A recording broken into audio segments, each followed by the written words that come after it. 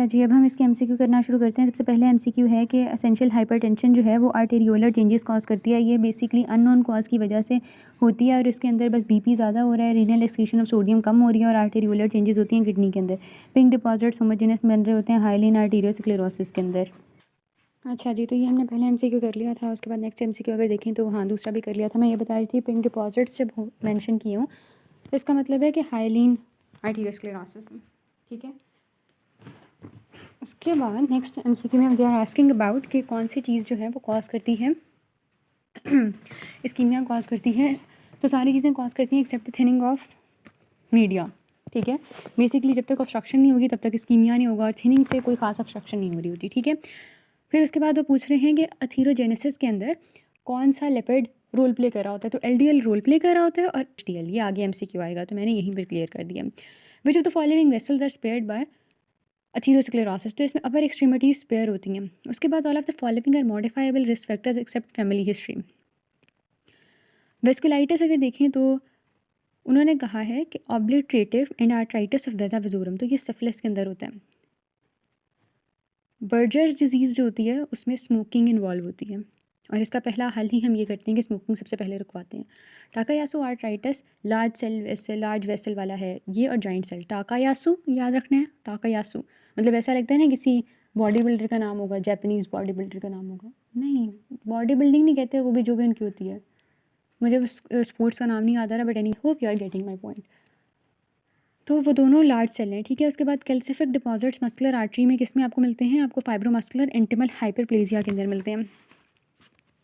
C N का आप कराते हो वैगनर के अंदर और पी एन का आप कराते हो चर्क-स्ट्रॉस सिंड्रोम के अंदर और माइक्रोपोलियंजाइटिस के अंदर पी, ठीक है। और जॉइंट सेल वैगनर में आपने याद रखना है, वैगनर में सी है, WC, बाकी दोनों में पी है। अच्छा, जॉइंट सेल जो है वो स्टीरॉयड थेरेपी को रिस्पॉन्स कर रहा होता है, ठीक है। उसके बाद देखो इन्होंने पेरिफेरल एओसिनोफिलिया आपको बोला है, परपरा है, ल्यूकोसाइटोक्लास्टिक वेस्कुलाइटिस है।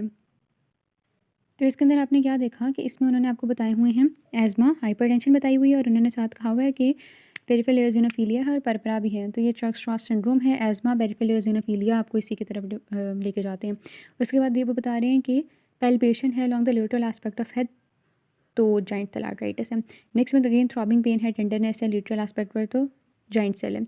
उसके बाद देखो most common cause of abdominal aortic aneurysm is atherosclerosis. उसके बाद दे आर आस्किंग अबाउट के major risk factor which is predisposing the patient to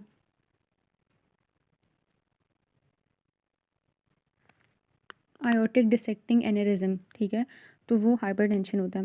most common pathological condition with aneurysm of aortic arch and descending thoracic aorta, तो उसमें अथीरोस्क्लेरोसिस हो जाती है। वो pathological condition है जो कि हो रही होती है, एसोसिएटेड होती है आयोटिक आर्च या डिसेंडिंग के एनेरिज्म जब हो रहा है, ठीक है। तो ऊपर हमने पढ़ा कि जो ऊपर भी यही था कि डायसेटिंग एनेरिज्म के अंदर हाइपरटेंशन एक मोस्ट इंपॉर्टेंट चीज़ है, लेकिन नीचे हम कह रहे हैं कि इसके अंदर जो पैथोलॉजिकल कंडीशन एसोसिएटेड है विद एनेरिज्म या तो उसके अंदर आयोटिक आर्च के या डिसेंडिंग थेरेसिक आयोटा के, तो उसके अंदर अथीरोस्क्लेरोसिस। यहाँ पर वो कह रहे हैं कि शॉर्ट हिस्ट्री है, सेंट्रल चेस्ट पेन है, severe back central chest pain last word से।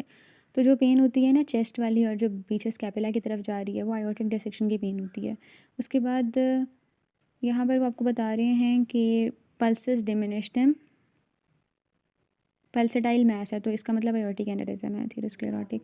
Major risk factor in the development of aortic aneurysm जो होता है आयोटिक डायसेक्शन सॉरी होता है, तो वो हाइपरटेंशन ही होता है। अच्छा, इसके अंदर फिर आ जाता है कि मैरफैन सिंड्रोम होता है जो कि aneurysm dilation of thoracic aorta cause कर रहा होता है। एनेरिज्म बेसिकली 2-3 वजूहात से हो रहे होते हैं। एक होता है कि मतलब ये डिसऑर्डर है, मैरफैन वगैरह है, ठीक है, कनेक्टिव टिश्यू डिसऑर्डर है। दूसरा फिर आ जाता है कि इसके अंदर कोई सिस्टेमिक डिजीज़ है और तीसरा होता है कि इसके अंदर जो कोलेजन प्रोडक्शन और कोलेजन डिग्रेडेशन है उसका बैलेंस ख़राब हो गया, ठीक है। तो इसका अगर मोस्ट कॉमन आपसे कॉज पूछा जाए तो एनेरिज्म्स के अंदर वो आ जाता है कि सिस्टेमिक हाइपरटेंशन से हो रहे होते हैं, ठीक है। अच्छा, डायसेटिंग एनेरिज्म का most common cause nail bed पर कौन सा होता है और पेनफुल भी हो तो वो ग्लोमस होता है। उसके बाद फिर पोर्ट वाइन जो होता है उसके अंदर हेरिडिटरी हेमोरेजिक टेलेंजेक्टीसिया होता है, ठीक है। उसके बाद फिर हार्ट आ गया, ब्लड वेसल्स के बस इतने थे।